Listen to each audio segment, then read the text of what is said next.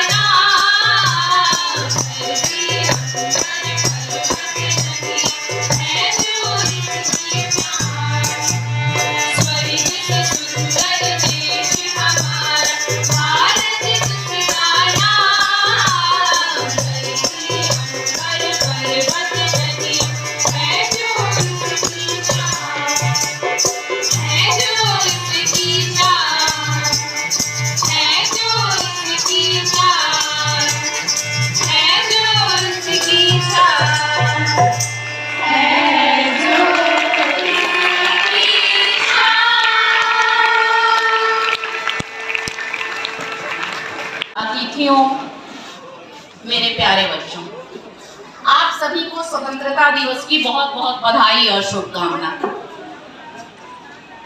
आज हम सभी स्वतंत्र भारत में अपने राष्ट्र पर्व को मना रहे हैं, या यूं कह ले कि भारत ही नहीं पूरे विश्व में हम अपने स्वतंत्रता दिवस को सेलिब्रेट कर रहे हैं, स्वतंत्रता दिवस के जश्न को मना रहे हैं पूरे विश्व में। इसलिए क्योंकि विश्व का कोई भी कोना ऐसा नहीं है जहां पर भारतीय आज के समय में नहीं है, और सिर्फ भारतीय है ही नहीं पूरे दमखम के साथ है। सुनकर ताज्जुब होता है ना, आज से 200 साल पहले किसी ने नहीं सोचा था कि भारत की जन्मभूमि पे पैदा हुआ एक बालक, एक लड़का, एक आदमी जिसका नाम ऋषि सुनक होगा, वह ब्रिटेन में राज्य करेगा। क्या हमने ऐसा सोचा था? उसी ब्रिटेन में जन्मे पले बढ़े लोगों ने कहा था कि भारत सिर्फ सपेरों का देश है और उन्हें शासन करना नहीं आता। ये भूल गए थे कि यहाँ पर पृथ्वीराज चौहान और उनसे भी बड़े बड़े राणा सांगा और उनसे भी बड़े बड़े राणा प्रताप और वीर बांकुड़ा कुंवर सिंह जैसे भी लोग यहाँ पर हैं। वे नहीं जानते कि ऐसे लोग यहाँ पर हैं कि पृथ्वीराज चौहान की अगर बात कर लें तो उनके समय के लेखक चंद्रवरदाई ने लिखा है 7 बांस 24 गज अंगुल अष्ट प्रमाण, ता ऊपर चौहान है, ता ऊपर सुल्तान है, ता ऊपर सुल्तान है, मत चूको चौहान।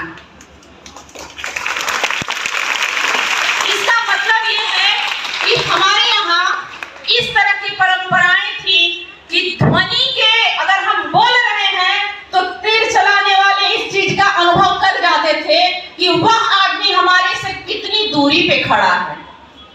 अगर किसी चीज की ध्वनि निकलती थी तो वह समझ जाते थे कि मुझे तीर किस दिशा में चलाना है। उसी को परिलक्षित करती है यह कविता कि 8 बांस की दूरी थी, 8 बांस 24 गज अंगुल अष्ट प्रमाण और 8 उंगलियों की दूरी थी, और उन्होंने बता दिया कि चौहान आप वहीं पर तीर मारो जहां वो उतनी ही दूरी पे सुल्तान खड़ा है। तो आप समझ सकते हैं कैसे कह सकता है कोई सपेरों का देश है और समय बदलते देरी नहीं लगती। आज ऋषि सुनक वहां खड़े हैं। अंग्रेज तो आए थे कटुता से, अंग्रेज तो आए थे छल कपट करके, उन्होंने फूट डालो और शासन करो की नीति अपनाई थी। सबसे पहले जब उन्होंने भारत में पदार्पण किया तो उनका उद्देश्य था व्यापार करना, न कि शासन करना। और यहाँ की भिन्नता, यहाँ की भाईचारे को न देखकर, यहाँ के आपस में कटुता को देखकर अंग्रेजों ने इसका लाभ उठाया और फूट डालते गए, शासन करते गए और पूरे देश पे अपना वर्चस्व स्थापित कर लिया। लेकिन ऋषि सुनक की जीत यह प्रमाणित करती है कि वहां के लोगों के विचार और वहां के लोगों के वोट के द्वारा ऋषि सुनक चयनित हुए हैं, ना कि किसी जबरदस्ती से। क्योंकि भारत इस तरह के विचारों को संरक्षण नहीं देता, नहीं इस तरह के विचारों को अपनाता है। भारत हरदम सर्वजन हिताय और सर्वजन सुखाय की बात करता है। भारत हरदम वसुधैव कुटुंबकम की बात करता है। आज चूंकि हम स्वतंत्रता दिवस मना रहे हैं, उन वीरों की कुर्बानियों को हम नहीं भूल सकते। अगर आप देखेंगे शहीदों की श्रेणी में तो 17 से 23-24 साल की उम्र के ही जवान रहे होंगे, जिन्होंने हंसते हंसते फांसी के फंदों को चूम लिया था और देश की खातिर अपना सर्वस्व निछावर किया। आप भी युवा अवस्था की ओर बढ़ रहे हैं। मैं चाहूंगी कि आप भी अपनी ऊर्जा को संरक्षित कर अपने देश प्रेम, अपने कार्यों को, अपने लक्ष्यों के प्रति उसको साधें और अपने लक्ष्य को प्राप्त करें, ना कि आप विध्वंसक प्रवृत्तियों की तरफ ध्यान दें।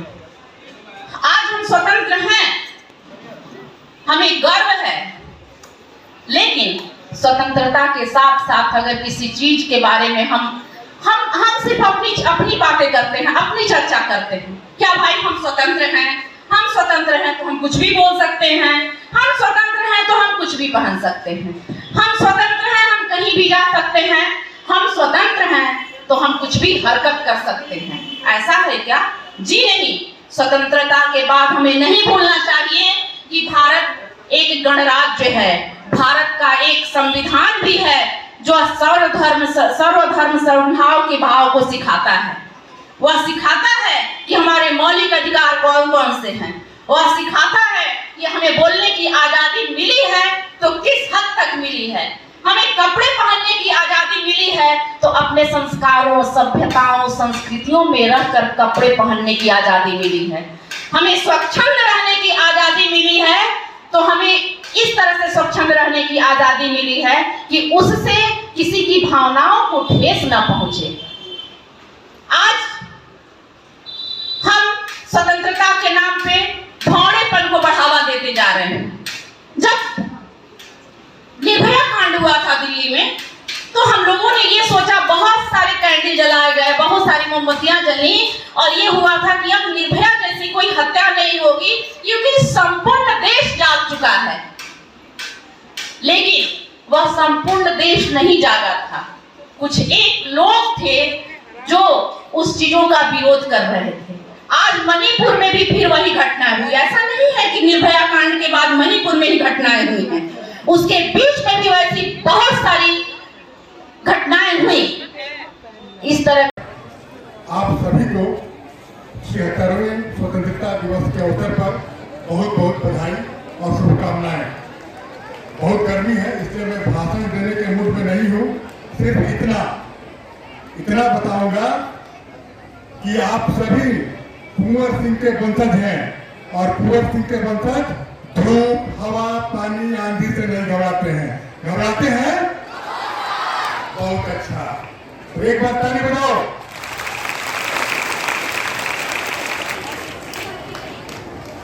मैं जानता हूं अनुशासन के साथ साथ देशभक्ति भी कूट कूट कर भरी हुई है। हमारे बहुत सारे मित्र बोले कि टेंट क्यों नहीं लगवा दिए, लेकिन ये जानकारी होनी चाहिए कि 26 जनवरी और 15 अगस्त को खुली हवा में ही झंडोत्तोलन होता है और कार्यक्रम होता है, टेंट पे नहीं होता है ना? इसलिए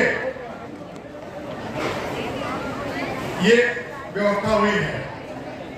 अब आप लोगों से एक आग्रह होगा, आप सभी लोग जो यहाँ उपस्थित हैं अनुशासन में रहेंगे और जब यहाँ से घर जाएंगे तो ऐसा लगे रोड पर जब आप चलेंगे तो ऐसा लगे कि किसी अनुशासित विद्यालय के अनुशासित छात्रा स्कूल से निकलकर घर जा रहे हैं।